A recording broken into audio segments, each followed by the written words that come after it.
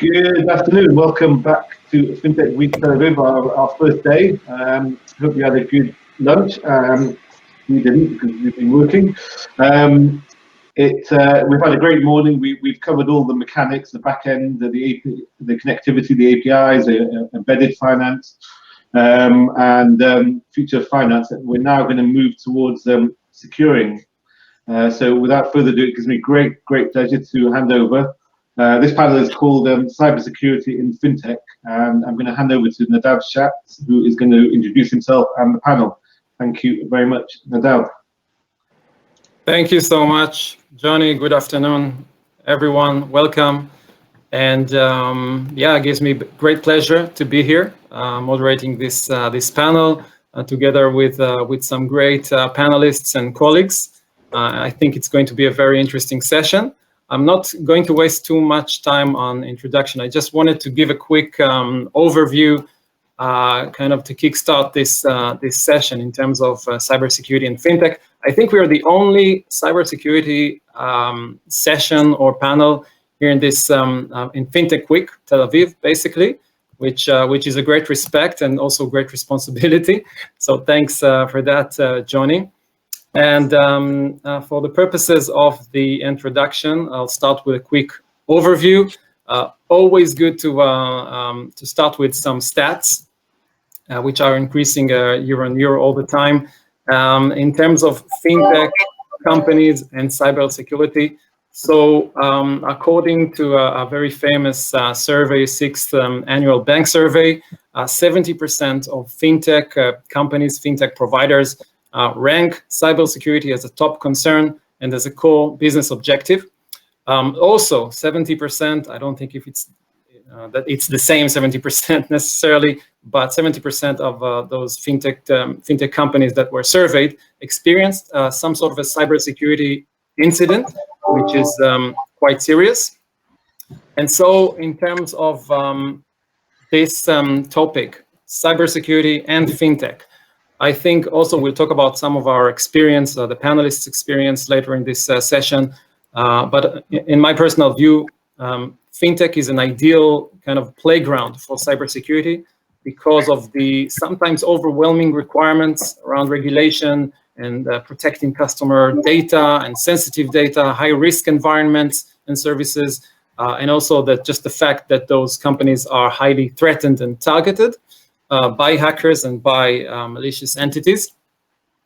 And so that's going to be our session today, to really break it down to elements, talk about typical security challenges that fintech companies face today, how we can help them solve those challenges and issues, dedicated solutions, trends that we're seeing in the market, and you also can feel free to type in any questions or any comments, and we will address them by the end of this session.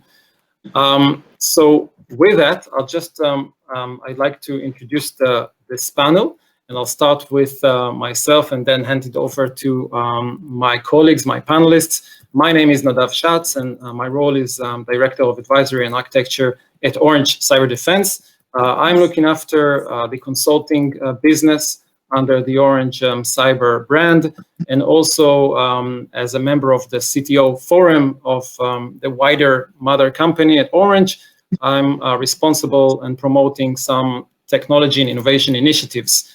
So that's in a nutshell about me.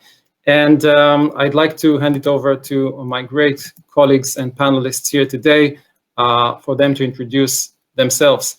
And maybe we'll start with you, Moran, if that's okay. Sure. So good to be here. Thanks everyone, for joining. I'm Moran Levinovitz. I've been with HSBC for the past 13 years. The past 4 years, I've been with the bank's corporate ventures team. Within the team, we make investments in companies that operate in strategic areas on behalf of HSBC. Cyber has been one of the themes that are kind of part of our business strategy as a large financial institution. Obviously, HSBC is one of the world's largest banks, 240,000 employees, and 60-ish geographies. And we've been fairly active in terms of investing in cyber, and the way we work is we typically we pilot with POCs, we see that the technology works, and for companies that we also see a meaningful roadmap for the next 2, 3, 4 years, and they're active in an area that we see as an emerging, threat, then we also consider investments. We were fortunate to invest in pretty successful companies. CrowdStrike was one of our investments, which is now a $50 billion company in endpoint security.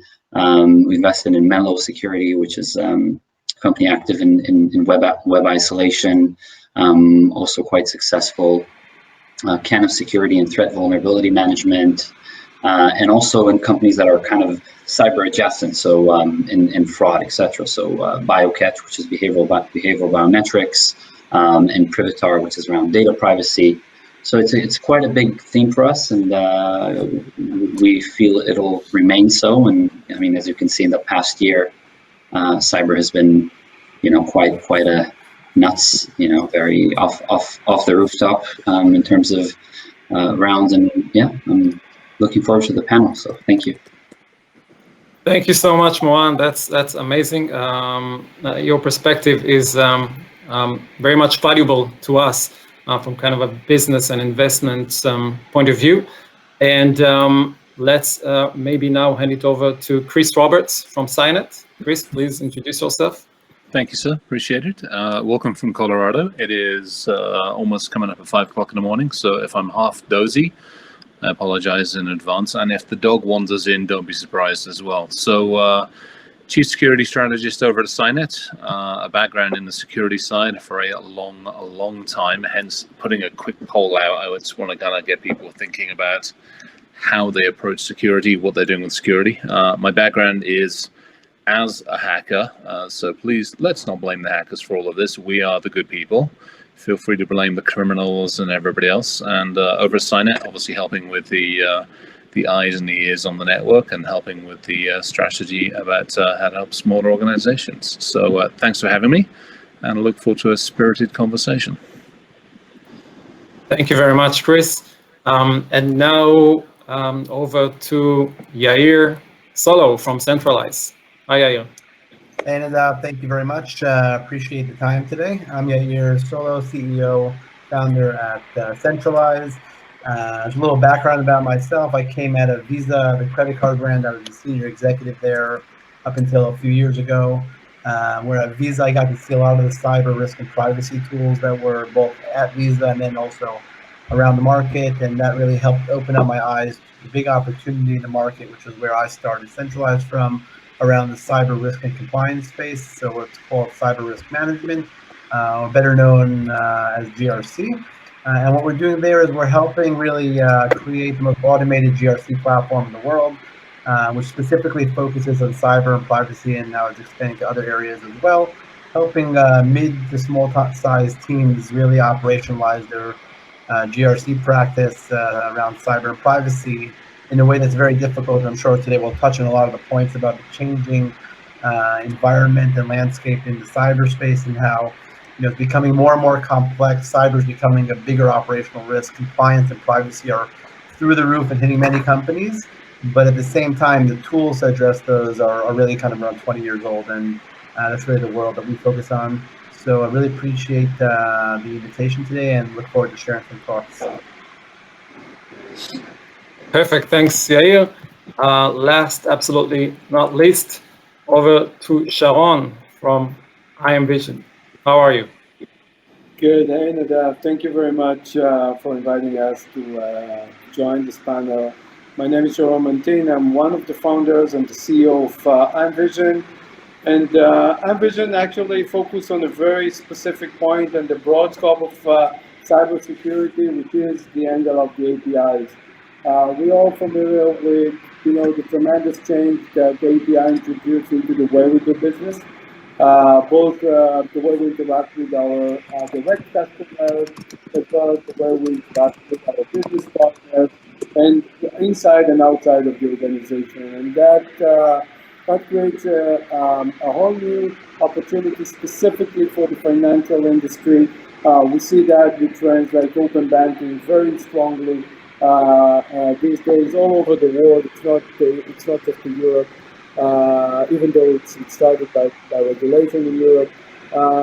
But definitely that's a very key angle on that problem, and that's what we're doing in Imvision, myself and the team, providing an end-to-end or full life cycle management for securing the API, practically from development to testing to runtime in one holistic platform. Perfect. Thanks, Sharon, for the introduction. I'll just quickly ask everyone here that is participating and not speaking just to mute yourselves, if that's okay. Perfect. Thank you very much. And again, thanks, dear panelists and colleagues, for joining this this panel. I think we have a great team today, very varied in terms of cybersecurity for fintech. We have technologies, we have the business and investments, and we have services. So I'm looking to really cover a lot of ground today. And I just like to jump, let's say, to the first topic. We're talking about fintech. We know, fintech is quite broad. We have companies from payments, we have open banking, we have PSD, we have many emerging technologies and banking services. So that's quite a big sector. But in terms of common security challenges that you think and you experience on the day-to-day working with the FinTech Center, I just like you to share a little bit more detailed opinion and experience.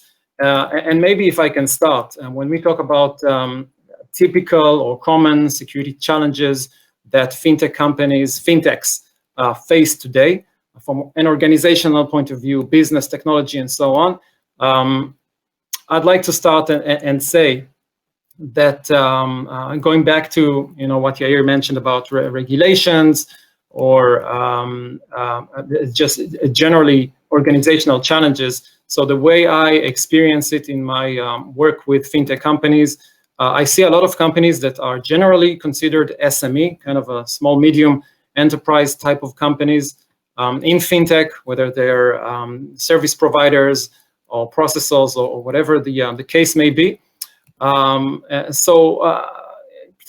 Pretty much early stages, a little bit of a smaller type of companies. But on the other hand, I see a lot of mature security requirements. And that's sometimes kind of a conflict because the business could be pretty young and it's not a big mature business and company. But on the other hand, when we talk about cyber, we see a lot of complex and mature security requirements. If it's regulations and standards, GRC, if it's just the threat landscape, we're dealing with a lot of sensitive information, security assurance by customers and third parties and partners, gaining licenses to work as a fintech company. As one good example is the FCA that gives licenses to companies to provide open banking as a service. Services in the UK, so there's a lot of security requirements as part of it. The problem is that in many cases, security is typically underfunded to cover all of those issues. There are a lot of, in many cases, no dedicated security resources or functions or people with dedicated security roles in the companies. And also, I think the way I experience it or what I see in terms of common challenges is that IT and security tends to be heavily outsourced. And that could be a bit of an issue if you want to keep the business context, to safeguard customers' information. You have to make sure that outsourced services, you also outsource security responsibilities. So I guess this is my perspective as a service provider from an organizational point of view and what CISOs, chief security officers, they face. But I would really, Moran, I would really be happy to kind of get more information and exposure onto your experience from the investment and business and finance point of view, working with fintech companies. What are their typical cybersecurity challenges that you see? I mean, the perspective that I'm happy to share on this is, coming from a very large financial institution where banks have been digital first from the get-go. I mean, yes, we have physical vaults, but money has been digital for decades. So I think banks have been kind of security first for a long time, and it wasn't called cyber; it was called information security at some point. So I think where we see that as probably an advantage for large financial institutions, because we know how complicated, how expensive, and what an ongoing effort it is to actually have, a secure cyber organization when you're dealing with people's money, right? Depending on what kind of SME is it. So I think, question is for us is when we interact with our clients, a lot of which are SMEs, obviously. I mean, how could the collaboration, the channels, and folks that we work with can be secure enough, when that happens. I mean, obviously, open banking, APIs, etc. A lot of the things now in perimeter introduce a lot of vulnerabilities. So when we work with our clients, it's also important for us, for SMEs, that they're secure while they're tapping our databases and information. So I think it's part of the opportunity today in cyber, because fintech SMEs are growing, and as you mentioned, they don't have yet the cybersecurity capabilities and teams that are required when you're protecting people's fortune. I mean, really like to see where that develops, and totally agree with some of the challenges they're facing. Yeah, thanks, Moran. And when we talk about solutions, we're also going to mention some of the solutions that we can think of in terms of supporting fintech companies in managing their risk and managing their cybersecurity. You quickly touched on APIs. I'm going to refer this topic maybe to Sharon, because Sharon, for me, is kind of the king of APIs. When you talk about fintech services and just e-banking and payments, open banking, and all of those different evolving services, there's a lot going on around APIs. In general, APIs are now, the new standard for doing many things. But especially, I think, when we talk about financial services and fintechs, typically, they need to connect with banks and things like that. So would we consider APIs and API security as one of those main challenges and main topics in the fintech sector right now? Sharon, you're on mute. Yes. Now. Perfect. Thanks. So that's a very good question. I think that if we look at from a fintech perspective, based on our experience, we need to divide the API to two parts. They have the API that they publish, and they have the API that they consume.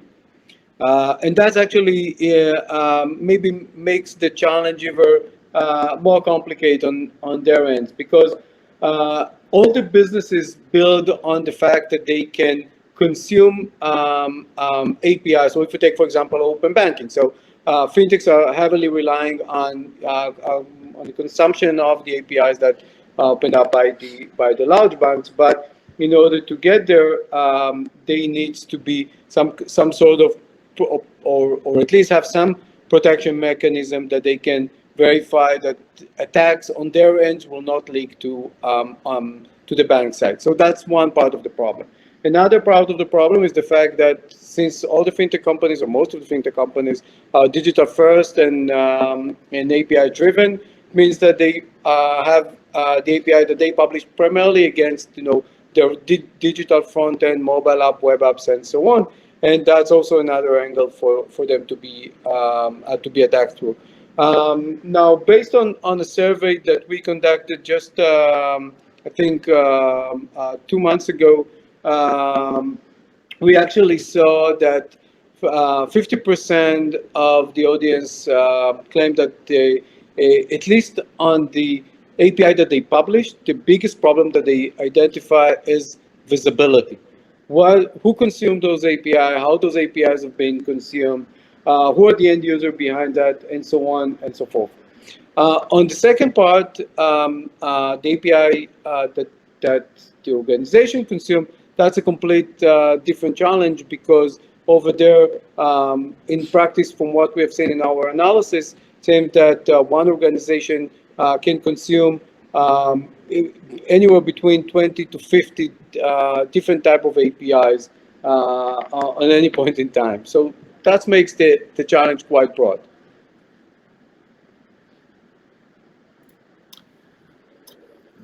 Thank you. We have so much to talk about, and I'm sorry if I'm jumping from a subject to subject, but yes, I wanted to touch on API security for sure. This is something that I'm seeing also in the market, but also if we look at infrastructure security, and I would very much be happy to hear Chris' opinion here. Whether it's with Cynet, Chris, when you're working with companies from the financial sector and the fintech sector, and I know that Cynet works with a lot of small and medium enterprise type of businesses. You have kind of a focused approach to it. So I know, from experience, and I imagine that you deal with a lot of companies in the financial services technology space. Typically, when you say fintech companies, I think that it goes without saying that there is a huge migration to cloud, or if already you see a lot of cloud native companies in this space.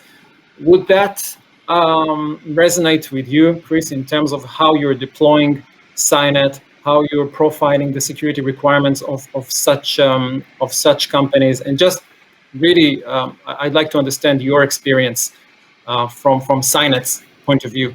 Endpoint security and so on. Yeah, absolutely. I mean, appreciated. And yeah, we thankfully have a lot of information to draw from, some decent clients within the space.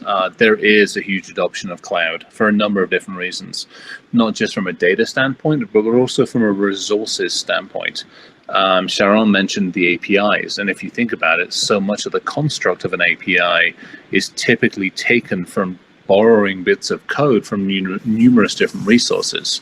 So many of those are shared resources, and so many of those are cloud architecture and various other areas. So when you bring all of those together, now you have an API that maybe you have some control of, and maybe you're looking at third parties. So from the Cynet standpoint, we're able to look and monitor on that side of it, and then cloud, obviously, to local hosted stuff. Obviously, with all of us now still under the Cynet rules, we've obviously got a very distributed workforce, a very distributed architecture. So now the ability to actually simplify that view, and again, something Cynet does is take a lot of that security stack, simplifies the view, and gives the user side of it, and gives the security teams much more effective vision as to what they're looking at. So whether it's cloud, hybrid, on-premise, or a combination of all the above, basically being able to bring the security risk, help organizations understand their risk much more effectively, and then help them understand what to do about it. I mean, that to me is the biggest thing. We've all talking about security. Some of the challenges are security's everybody's problem. It isn't just the security team or risk and compliance. We all have a hand in it. So we all need to understand what to do about it and how to look at it and how to quantify that risk. So the whole idea is presenting a decent tool and set of technologies that can consolidate the message, much more effectively present that message, and then enable somebody to do something about it when something happens. So obviously you look at the incident response side of it, the managed side of it, and various other bits. So yeah, there's a lot of moving parts, and thankfully what we have got is some very, very effective tools. And obviously as we develop our strategies with partners and with clients, is ensuring that we actually have a good handle on technology as it goes forward. Yes, which brings me to, thanks, Chris, first of all, and it brings me to think that about the evolution of endpoint protection products. It's not just something that is used to block malicious scripts and executables and so forth. It's a whole platform now. It has to integrate with so many other, like you said, moving pieces in the organization in terms of security tools, and consolidate it to meaningful data that also other parts, mainly the security and IT parts of the business, can consume. When we talk about consolidation and presentation of security information, I think, Yair, you have great experience on that with the Centraleyes and Cygov. You have a platform of consolidating, simplifying, visualizing data, whether it's risk, whether it's security controls, and so on, presenting it to various parts of the business, whether it's the security team, the risk team, even the board and senior management and executive level. Have you had any specific experience with fintech companies about, for example, I just,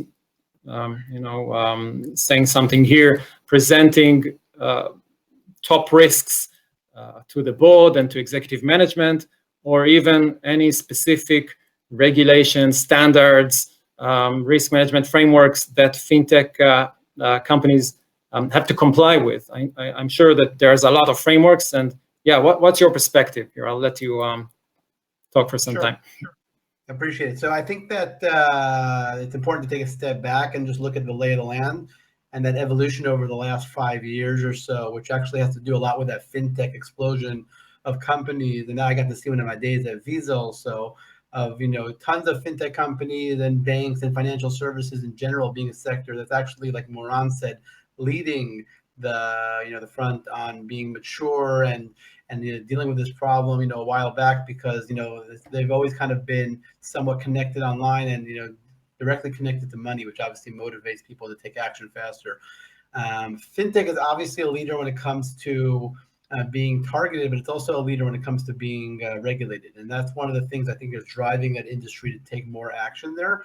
And that's really the world that we look at. We look at that intercourse and kind of the crossroads of both compliance and risk coming together in one place, and then trying to, number one, interpret what that risk is, and a little bit similar to what Chris was describing, but a little bit more from the controls perspective. And then from there, how do we translate that data to senior leadership so that they have to make business decisions now? And how do we bridge that gap of the technical risk versus the business risk, right? And I think that's the big change that's happened in the last 5 years. Is number one, cyber has become the number one operational risk globally, which means it's affecting all organizations, not just the top tier banks. And the second piece is that privacy in particular, but in general, regulations have grown and are at an all-time high now. And that's affecting the lower part of the market, right? And that's why it's not just the big banks. Suddenly a mid-sized or regional bank has the same requirements from a compliance perspective as a Fortune 30 bank, right? And then you have this dissonance between, they have 800 people on their security risk teams, they have one, and they're supposed to actually comply with the same regulations. And that's actually, I think, where it goes to bringing in tools that can help you really manage these challenges. And I think the big area that you need to focus on is actually automation, right? The more you can automate from these manual collection and analysis processes that exist today, the more this becomes a manageable and sustainable practice in a mid-sized organization or a small organization like you're referring to. And the fintechs in particular are often small organizations that are growing fast. Sometimes they're even startups that are later stage that are about to IPO, but they have no risk and compliance practice at all because that wasn't a priority. They just wanted to grow. But to go public, you can't actually do that, right? You have a gap there. So we see all kinds of trends in the market of types of companies. Fintech is definitely one that sits right in the middle of what we have, on our target. Yeah, thanks, Aaron. I agree. I agree that, again, like I said in the beginning, fintech is a great space to work in cyber and advise and implement solutions and practices. And of course, it translates as a very significant core business goal. We don't have a lot of time left in this session. I wanted to touch on a few solutions because we talked about challenges. We talked about trends that we're seeing in terms of cybersecurity for the fintech sector and fintech companies. and I wanted to briefly have this opportunity to talk about solutions dedicated to this sector as well. And I'll just start from a consultancy point of view. As I said, I'm a security consultant. I work for a very big cybersecurity provider company, Orange Cyberdefense, with vast and comprehensive consulting services. And the first thing that we really do when it comes to dedicated solutions and approaches to cybersecurity in the fintech sector is that we actually profile this sector and treat it as a kind of independent subject matter. And that's part of our verticalization approach, where we see our customers, our customer communities as verticals for the purposes of cybersecurity. So we profile their requirements, we profile attack vectors as much as possible. We use data from our intelligence services to really understand attack patterns and things like that that are special to fintech companies. We also, of course, as consultants, touch on and evaluate and assess their risks and see if there are any common threats and common risks and common solutions to this sector. And that's our standpoint. That's where we even we start designing security programs. And in many cases, for example, we came up with a security program for open banking as a service companies, so we can standardize this approach. And we can say, yes, we know that open banking as a service companies in the UK, they have to deal with the FCA security regulations, and they have to deal with denial of service, and they have to deal with several risks that are common in this sector. And we have a package, we have a consulting package with solutions that is good for this sector.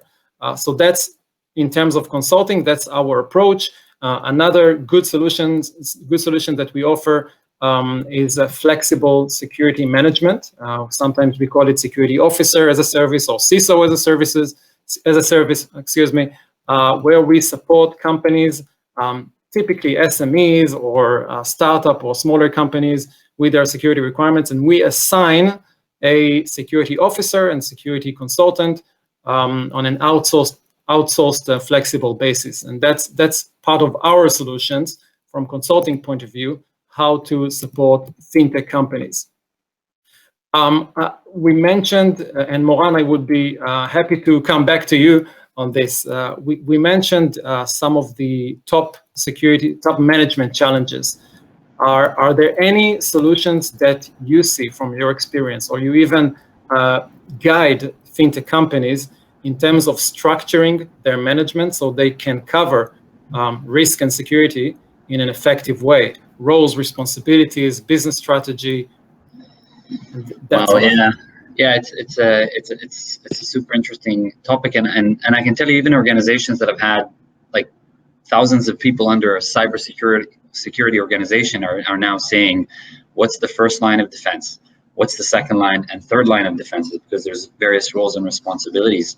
I can see now we've had technology teams and operations teams, and how does the stock work with the stuff that we're buying, and how it's all implemented and orchestrated, and governance on top of that. So I wish I had good advice, but what I can say is cyber is today board level critical, and that needs to kind of show when you're building a team and management, right? So I can see transformation even in organizations that have had massive cyber teams for ages. A lot of changes with how you're developing software, how you're maintaining it, deploying it, cloud.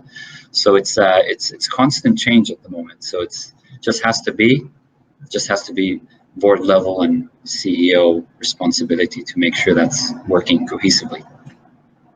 No magic tricks up my sleeve on that one. That's okay. Chris, I mean, maybe Chris, you do have some magic tricks or things that you can pull in terms of solutions. Got a couple for you. Yeah, good. Yay. Got a couple for you, and none of them are to do with technology. It comes down to people, then the process, and then when we got those two figured out, now let's talk about technology. I put it in the chat here. We talk about DevSecOps, so development and security and operations working effectively together. And when we talk about the people, it's the education. It's doing sessions like this to people that aren't in the security field, say, and going, hey, as you're thinking about it, as you're doing it, become more aware, ask more questions, do more things to make yourself understand you are a target. Fantastic question about blockchain and why haven't we put distributed ledgers in place? And there's a really good reason, because too many people have gone chasing down the technology aspect without thinking about the development or the human aspect of actually dealing with it. So for me, it's simple. It's ask more questions, trust less, and invest in the people as much as you're investing in the technology. When you say trust less. Oh, absolutely. Yeah, I don't trust a damn.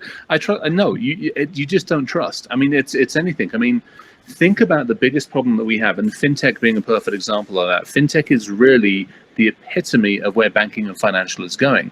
I used to go into the bank. I used to have a relationship with the financial person at the bank. We used to see each other. I couldn't fool them unless I'd never been in there before. How do you know it's my hands on the keyboard interacting with your system? And how do you continue to know that that transaction is me? So it's trust less. It's the verify, then maybe think about trusting, but continue. Same thing we do with the Cynet. I'm not going to rely on just a single piece of endpoint software. I'm going to do user behavior analytics. I'm going to put some deception in there. I'm going to do something to continue to evaluate that computer and that person is doing what I expect them to do. And if it doesn't, if it falls out of my criteria, I'm going to have to ask even more awkward questions. So I'm not going to trust. Yeah. Actually, I wanted to ask Sharon also in this context, if this vision, Chris's vision about the future of fintech services or financial services and technology, does it resonate with you? And also my second question to you is, if you integrate this concept of trustless or zero trust somehow into your product, the API security, I mean. Yeah, so first of all, regarding the first question, I think one of the things that we saw originally, the early days of API, were that the key security mechanism was authentication and authorization. So upon the fact that an application accessed with the right key and secret, it was a legitimate consumer of the API, and it can use whatever they want on the API. And the outcome of that was an avalanche of API-driven attacks that occurs by stolen credential, legitimate credentials that have been misused, and so on and so forth. So obviously, if there is one thing that we can say about API in general, is that trust failed.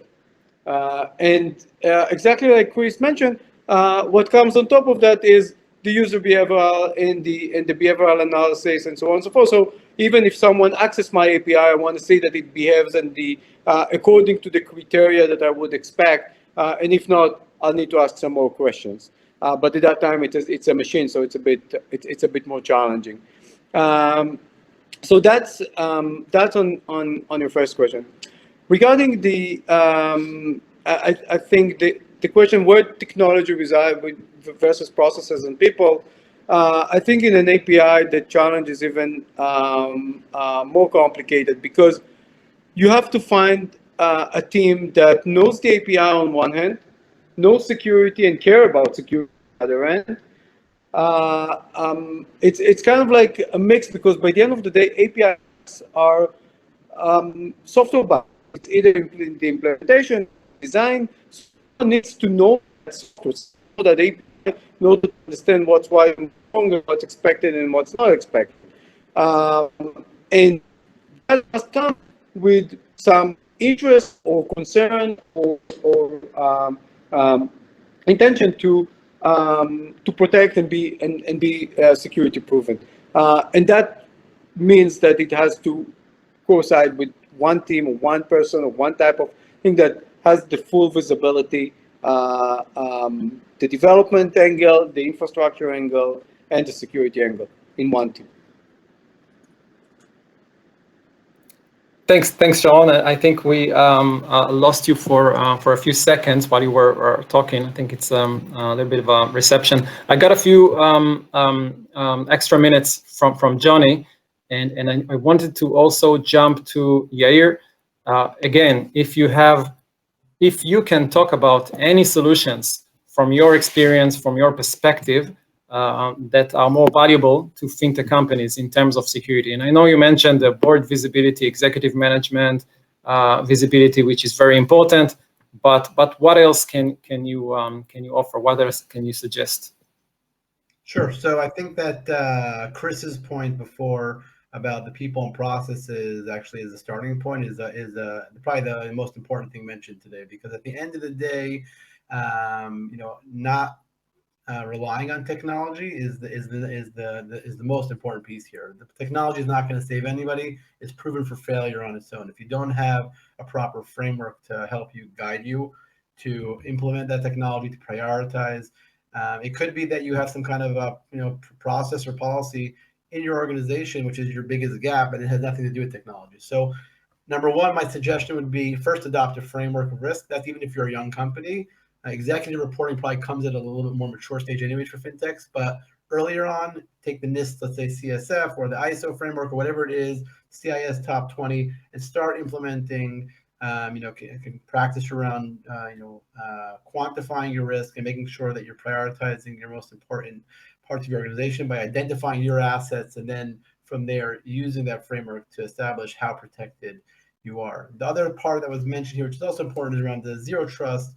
That's something we've actually adopted recently. With the NIST came out with a framework called 800-207, which is actually how you implement the zero trust architecture in an enterprise today, and the small enterprise as well. And that's something I think also would be highly recommended to look at. Not trusting any system or asset or person automatically, but rather validation there together. And I think that all these pieces together come back to the strategic point of view on your cyber practices. You need to use this framework at the end, because you have to think about things like, training and awareness, and where does that fit into your day-to-day practices? And then things around, if you look at the NIST framework, which is interesting, the NIST CSF, breaks it down to the 5 functions of identify, protect, detect, respond, and recover. Respond and recover are actually talking about the day after you're breached. So thinking about that proactively also is a huge piece, right? Not just saying, I'm going to put up these big walls around me to identify the bad guys before they show up, but you have to assume you're going to be breached. And then what happens after that is just as important, because it's pretty likely you're going to be breached. And if you don't think about that ahead of time, the damage that will be caused there afterwards is far greater. So I think using this methodology, and you can come up with simple ones also that help guide you there, is a great starting point. And then you plug in the technology to do that. Obviously, we focus on the management piece of that. So that's where we play a role. But then there's all kinds of pieces that can be plugged in there that can help you achieve those requirements and best practices in the guidelines. Yes, thank you. And if I understand what you were saying earlier correctly, I know that there are a lot of cybersecurity frameworks and risk frameworks that are dedicated to to the fintech sector. For example, the NYDFS, the New York Department of Financial Services, security regulations or security standards. So what you're saying is basically that in today's world and the abundance of security requirements and the maturity level that we need to have, it's not just enough to follow a specific niche cybersecurity framework that is dedicated to your practice or to your business, but you do recommend to adopt something wider in terms of security best practice, like NIST or any CIS framework, something wider that enables you to focus on just security best practices and not just from the perspective of financial services? I do, and I think that those two worlds come together in certain places. There's a lot of redundancy there, so it's something else that we address with our solution. But understanding that what the difference is between the risk and compliance side is very important, right? Compliance is much more of a check the box, one size fits all. Everybody pretty much has the same requirements, right? Outside of some scoping, and then you're pretty much in the same box. Risk, first you look at your assets, you identify them, you prioritize them, and And then only after that, you run an assessment and try to do that continuously, right? Not once a year audit, because here it's not about checking a box. It's actually about how do I stay most protected, right? Because also there could be a new risk that didn't exist, right? Look at the SolarWinds attack and what that's doing now with the software development companies, right? And how that's changing practices there. I think that, those are the type of threats people didn't address before the SolarWinds attack, and now are thinking about a lot more proactively. Okay, that's great, and I think that we ran out of time basically, and the extra time that I was given by Johnny. So with that and with this great discussion, I would like just to summarize. And first of all, I would like to thank you for joining us, our guests and our speakers, Moran, Chris, Yair, Sharon. It's been great. I'm really happy that we were able to cover a lot of different perspectives, technology, trends, business. I think it was a great discussion. And if I have to summarize it in one line, it's just that fintech and cybersecurity, or cybersecurity from fintech companies, is a critical business objective. It's a core business goal, and you can't really do fintech or do financial services without highest standard of cybersecurity. So yes, again, I would like to thank you very much, our guests. Johnny, if you have some final words, over to you. And again, thank you so much. Thank you very much, guys. Five thought leaders in one space. Thanks, guys. If you can show your appreciation with our emoji app at the bottom there, to say thank you to the guys. Really, really top class, and thank you for sharing your thoughts and insights with us. We're going to move swiftly to the next session, which is all about blockchain, and we're going to look